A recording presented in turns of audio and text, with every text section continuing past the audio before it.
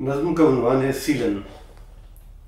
हमने अपने साथ की आखिरी शाम बूढ़े पेड़ की झीनी छतरी के नीचे बिताई थी।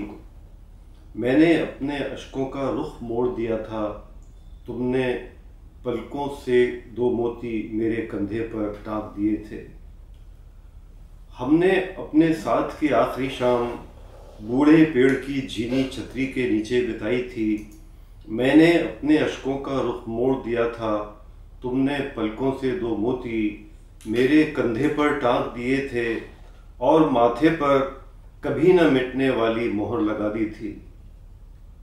अगली शब उस पेड़ के नीचे मैं तन्हा था, अगली शब उस पेड़ के नीचे मैं तन्हा था।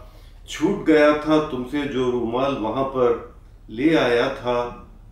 बरसों बाद उसी शब का जानी पहचानी खुशबू वाला, बरसों बाद उसी शब का जानी पहचानी खुशबू वाला गीलापन नज़्मों की एक भूली हुई सी कॉपी में सीलन बनकर उभरा है। बरसों बाद उसी शब का जानी पहचानी खुशबू वाला गीलापन नज़्मों की एक भूली हुई सी कॉपी में सीलन बनकर उभरा।